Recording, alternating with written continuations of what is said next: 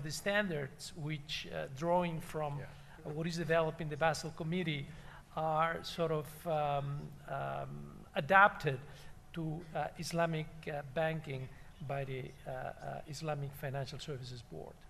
Yes.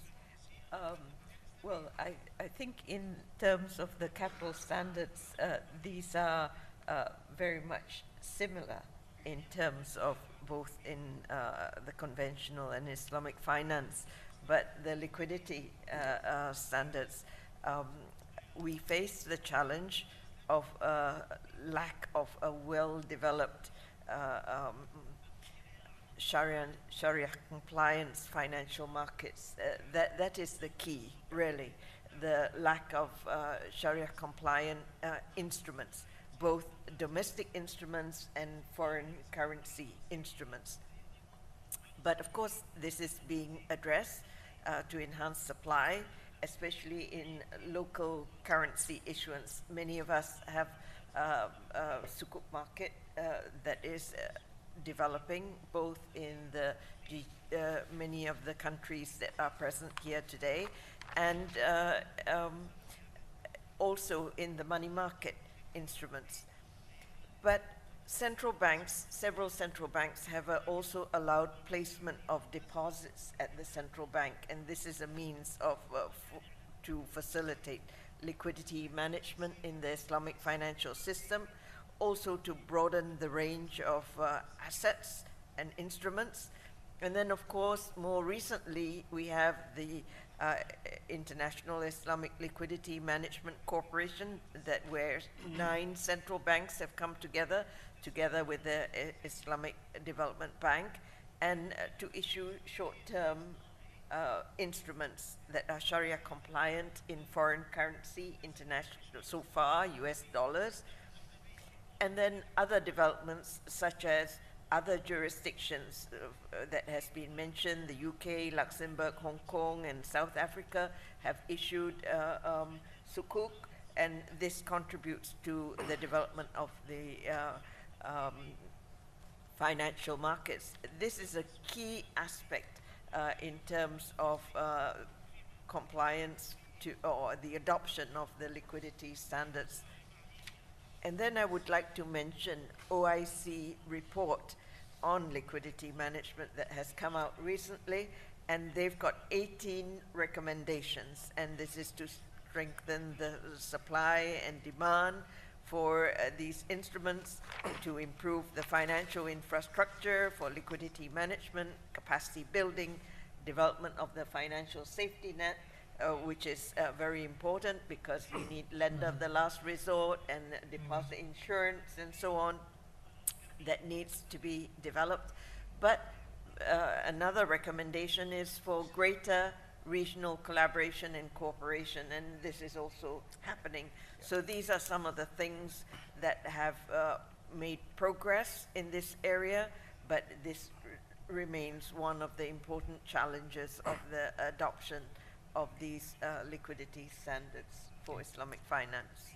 Very good. Can I just add to that? Yes. I think there was a very important set of points that governors that you mentioned about the absence of high quality liquid assets, and what we found when we issued when we were preparing our guidance note on quantitative aspects of liquidity management, in which we have provided guidance on liquidity coverage ratio and the NSFR, is that our banks are able to meet the LCR without any problem at all, but primarily because they hold their high quality liquid assets in the form of cash and in the form of central bank reserves. So we find also that there are only a very small number of countries in which high quality liquid assets takes the form of tradable securities with zero risk weight. And those are the countries which have had for a number of years a consistent program to develop their capital markets, their Islamic money markets, and they have a consistent program of issuance of sovereign sukuk. And it's a reminder that the reason that Malaysia is ahead of the curve is that in 1983, when they passed their first Islamic Banking Act, they also passed the first Government Investment Issues Act, which was, and the both are seen to be in tandem. So in these countries which have a sovereign sukuk program, 60% or so, up to 70% of high quality liquid assets is in the form of these securities, tradable securities. In the other countries, it's exactly the reverse. About 40 to 75% of assets are in the form of cash and banknotes. So I think that's a major factor in terms of adjusting to the new Basel III framework. But in terms of the other standards, and in Basel II, Basel 2.5, the issues are very much, as Brother Hamad has mentioned, it's lack of skilled personnel, sufficient skilled personnel within the regulatory agencies to assist in the implementation process. However, I should also add that the implementation of IFSB standards is in fact much stronger than you might think, so that we have at least 4 or 5 countries which have implemented about 75 to 85% of our standards. And more of them are now coming forward with plans to implement standards, including, of course, His Excellency from Maghreb, who was committed to implement, I believe, 9 of our standards, which is about a very substantial number of our standards. So there's a wide range of difficulties. Capacity to implement is a critical feature, and one which we try to assist. And I think that the issue of capacity is very important. That, of course, is an area where your institution or institutions like the International Monetary Fund can cooperate with the national authorities in trying to work together to address these capacity gaps, which are so important. But please, Mr. Hamad, go ahead. Thank you. I just want to add few also challenges in the implementation of the IFSB version of Basel III. What we have in Bahrain, for example, as well as in some other countries, is over the past, let's say, 10 to 15 years, we've seen the establishment of a lot of Islamic banks, but all or mostly of a small size. So the implementation of Basel III for conventional or the IFSB version requires, a larger capital, requires highly skilled resources, and these banks do not have that features. So what we've done in Bahrain is we've aggressively called for mergers and acquisitions, not to create significant or very large banks, but a moderate-sized banks, which can basically do better business, attract highly skilled resources, and be able to comply with the Basel III requirements.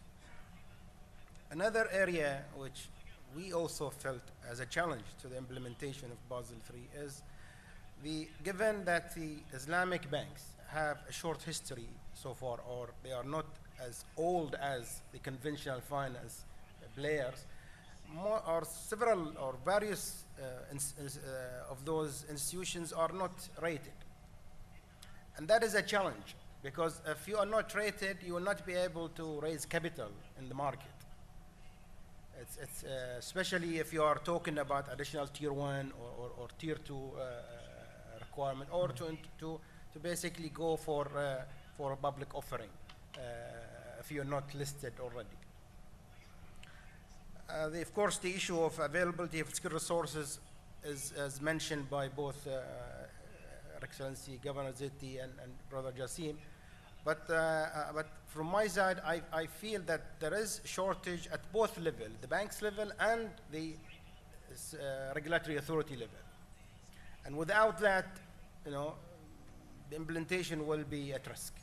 And we've seen this, for example, in Bahrain as well. We continuously lose resources to the industry. And then we, as a result, a huge gap created. The issue of the development of money market and capital market, which alluded to by Her Excellency Zetti. But I would like to focus more, because she emphasized more on the capital market. And I would like to emphasize more on the money market as well. We need collaborative efforts to develop the money market for Islamic finance. In several countries, they face legal challenges to develop a framework for money market. Thank you. Thank you. May I turn now to Governor Choueri, and ask you, from the point of view of Morocco, what are the main challenges that you see in adapting to the new standards coming from Basel, or to the adaptation of the new standards by the Islamic Financial Services Board?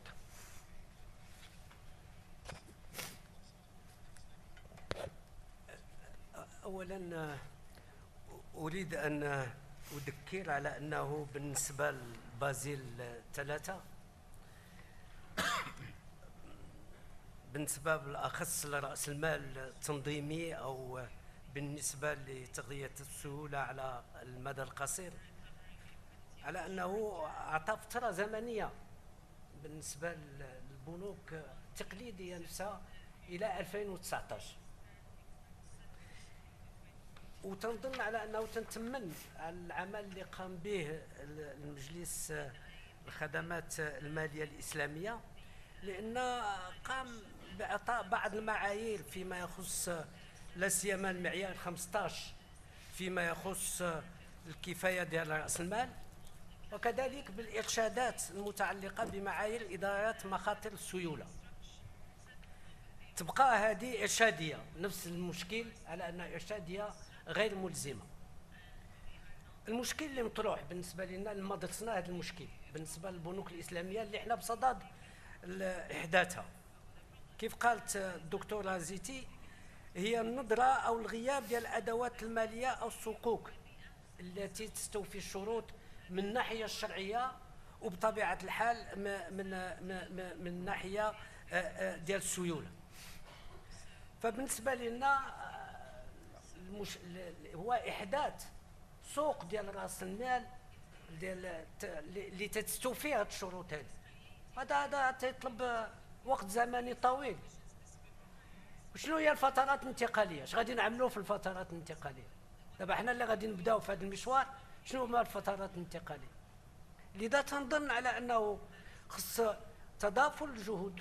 وهنا انت اللي رئيس القطاع في صندوق النقد الدولي اساسي، لا تنكبوا معنا على هذا الميدان هذا باش نشوفوا كيف التطوير ديال هذه الاسواق، او على الاقل في الفترات الانتقاليه شنو هما الادوات اللي هي تمكن مطابقه للشرع والسيوله باش يمكن نتمشاو في بطبيعه الحال في التطبيق الانظمه ديال بازيل 3.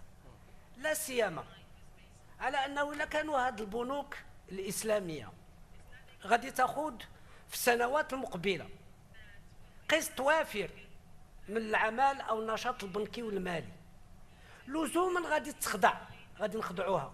التقييم كيف تنقولوا الان دابا التقييم دولي بالنسبه للبنوك التقليديه، لزوما غادي نوصلوا التقييم ديال النظم ديال البنوك الاسلاميه، ما يمكنش ما نوصلولوش. اذا خصنا نتهيئوا لهذه الفترات هذه. ولذا اظن على انه انت الاخ فيليناس بالتجربه ديالك لازم تنكب معنا في هذا الميدان هذا باش يمكن ندوزوا هذه الفترات هذه على احسن ما يرام. شكرا.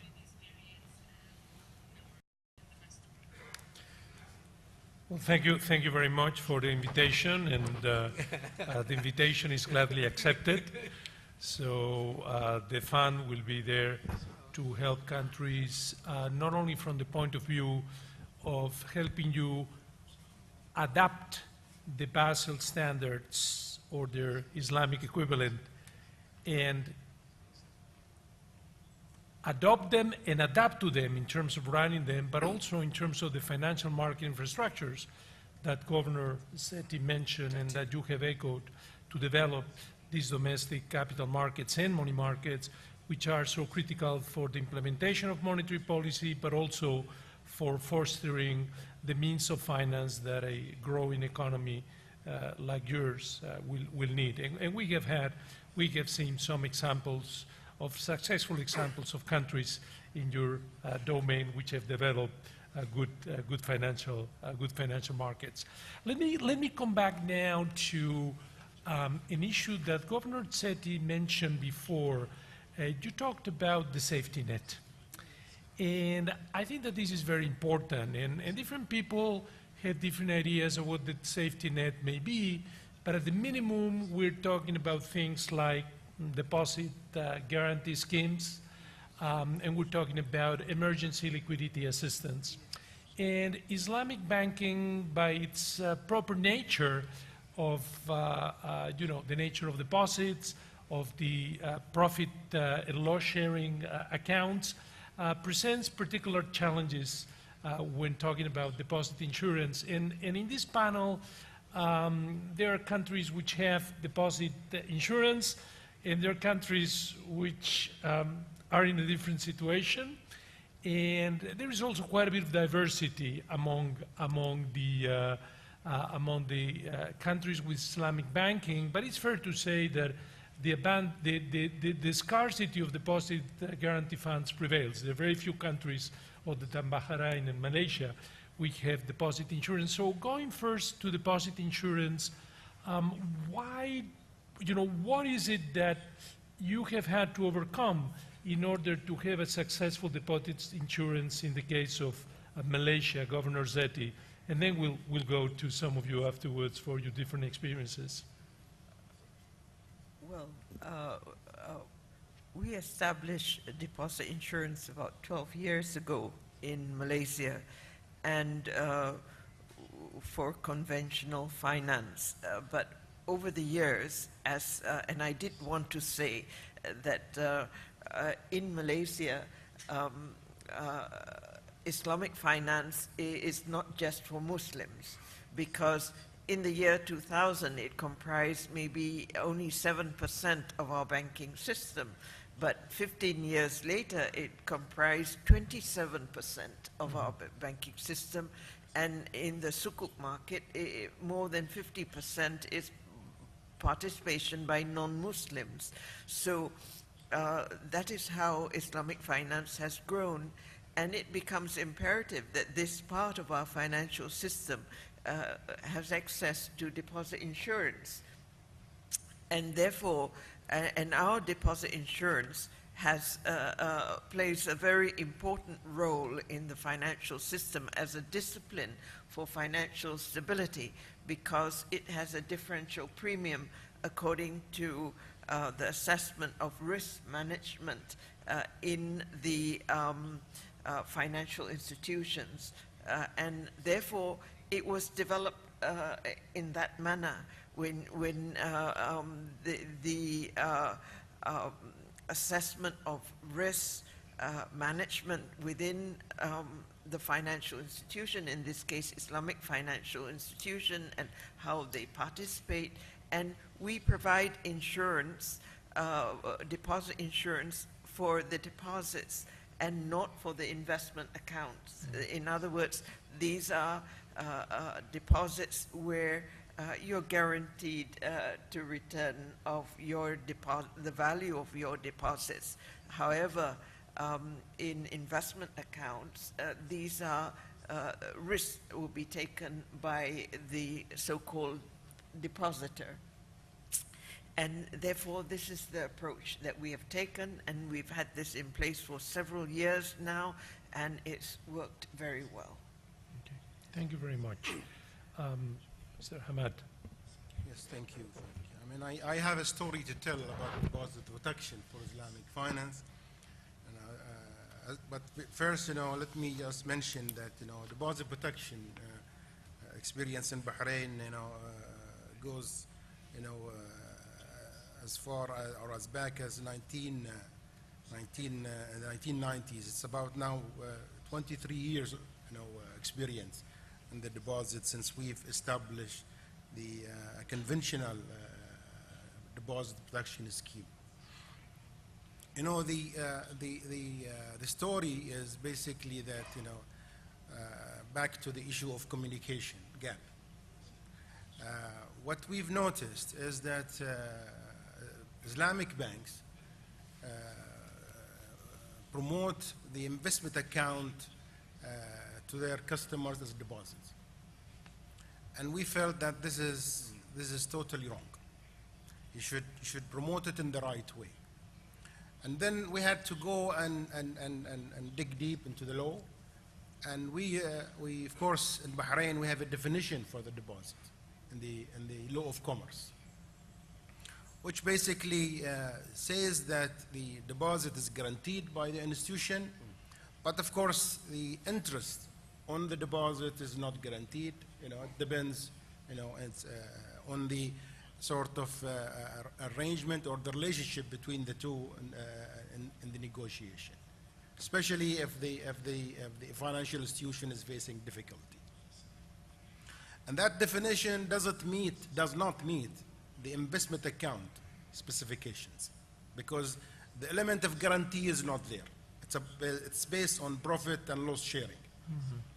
So we had a long debate with the Islamic banks, and basically, you know, adjusting the definition of deposit to suit the needs of the investment account holders. And at the end, we concluded by saying, legally, investment accounts are not deposits. The Islamic banks, although they agreed to this conclusion, but they said you have to protect us, because if you go publicly, which I am doing now, but hopefully, I mean, we've addressed this already. No, nobody's listening. Nobody is listening.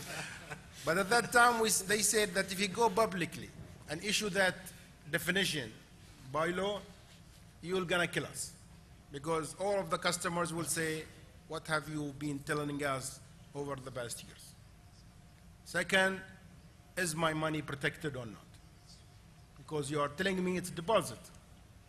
So we told them we'll address it through what we are talking about now, which is the deposit protection scheme.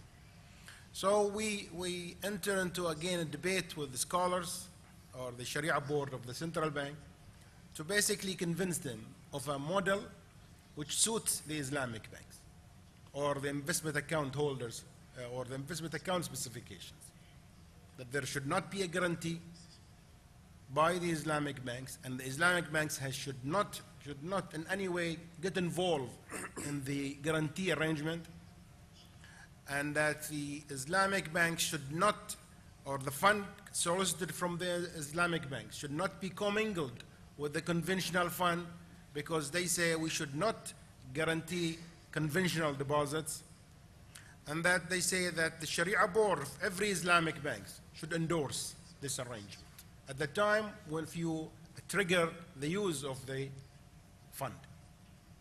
So, and also the last but not least, that the concept should be based on a takaful basis, which means a collective effort and risk sharing by all the Islamic banks. So basically then we moved on and developed the deposit protection, so that then to avoid any contagion effects of the amended definition of deposits in Bahrain. Thank you very much. Can I, please. if I could offer my cross-country perspective on this. I think this is a very interesting area of development for many reasons.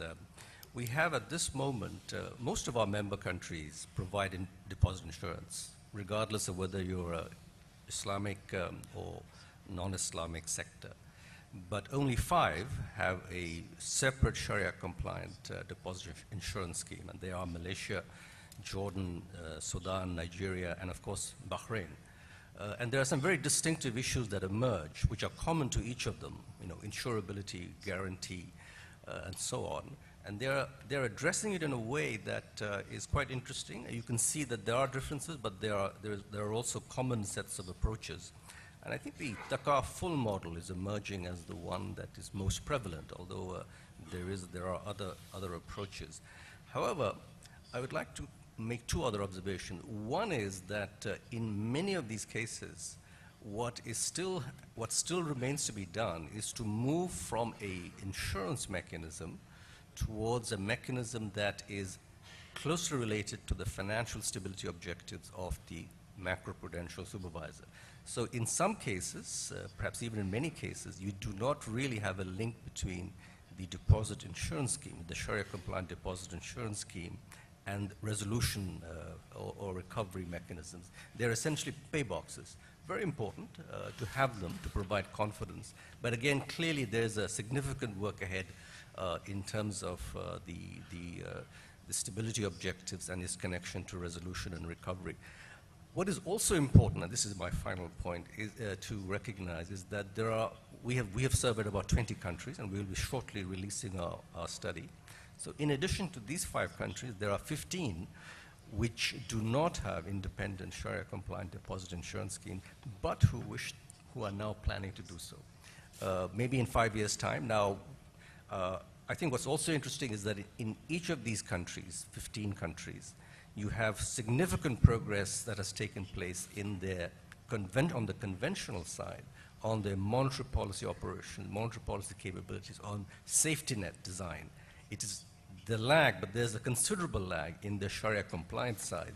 So I think what we are really saying, and perhaps it's just my personal judgment, is that we are seeing a close correlation between the effectiveness of the supervisor and the policymaker on the conventional side, and a willingness and a commitment to then move to redirect towards developing the Sharia compliance side. Thank you very much. Let me, Governor Al-Juairi, do you want to say something about some of the obstacles that would have to be removed before you could contemplate issues regarding the guaranteeing of deposits in your banking system? أنا أود أن أؤكد أنه في إطار القانون الجديد وفيما يخص البنوك الإسلامية أو التشاركية وضعنا إنشاء صندوق خاص للبنوك التشاركية. بطبيعة الحال احنا الآن تنتبعوا النقاش اللي قالوا الأخ ديال البحرين، واش غادي نمشيو للتكافل، شنو هو النظام اللي غادي هذا احنا لسنا في البداية، ولكن تنظن على أنه الأساس كذلك هو يكون عاود توحيد الرؤية، واحد النوع توحيد الرؤية، لأن واخا بالنسبة للبلد يمكن تجبر حل خاص بك، الناس الآن تتشوف اش تيكون في البلدان الأخرى، تقول كيف هذا بلد إسلامي مشى في هذا الاتجاه هذا، وانت إلا كانت الموقف ديالك دون ذلك تتكون عندك صعوبة باش يمكن. لذا أنا تنحث على أنه في هذا الميدان هذا كذلك يكون واحد النوع ديال الاجتهاد باش يكون عندنا واحد الرؤية موحدة اللي تجنبنا هذه المتاعب اللي احنا بصددها فيما يخص هذا تأمين الودائع في البنوك الإسلامية. Thank you very much. One thing that we will not have time to talk about, but which is even more difficult than anything we have talked about so far, is the issue of resolution, of bank resolution. You alluded to, Ahmed, yes. You alluded to that. Yes. And this is something which is, to me, the toughest nut to crack, not only regarding Islamic banking, but also regarding global regulation. But we'll leave that for another conference on Islamic banking. But let me now turn to a final issue. We have been talking about supervision and regulation. We have been talking about MacroPrudential supervision and regulation. And that is what allows us to, if we think of a forest and the trees, to identify individually all the trees and make sure that all the trees, all the financial institutions, all the banks are solid individually. But of course, we also have to take a systemic risk dimension and make sure that in addition to the trees, we see the forest. And this is when we come to the so-called macro-prudential part of policy, of prudential policies. And I wanted to come back to you and engage in a conversation about macro-prudential policies. Maybe sharing with us how you view the role of macro-prudential policies given the risks, the systemic risks implicit in Islamic banking. And we have heard today, both from the speech of the governor of the Central Bank of Kuwait, but also some of the comments that you have made that Islamic banking has lesser predisposition to incur in speculative activities and to take up leverage. But there are important, nevertheless, important issues which are specific to Islamic banking.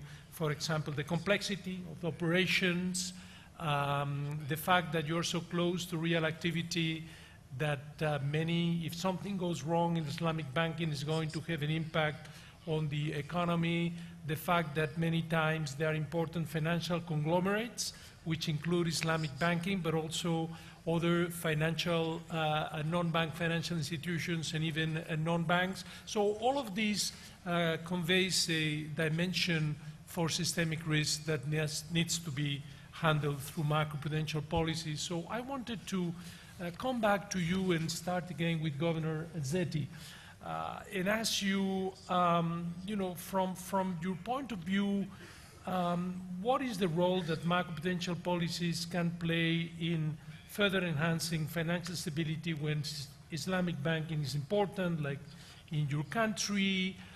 What kind of tools do you think that could be more useful? In a way, what would be the best way of putting in place or developing macroprudential policies that can be useful for financial stability when Islamic banking plays an important role? Right.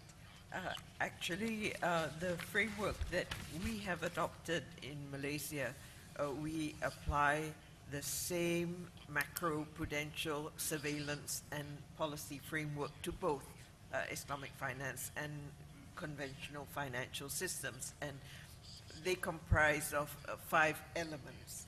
And the first is to have very clearly defined mandates and powers to address the systemic risks that occur. And so our Central Banking Act and our Islamic Financial Services Act provide this clarity of the mandate and the powers that we have to address it. And these are the powers to provide regulation and supervision, essentially, powers to enter into arrangements with other regulatory and supervisory authorities, and powers to avert or mitigate systemic risks, that is, providing liquidity or capital support as it may arise.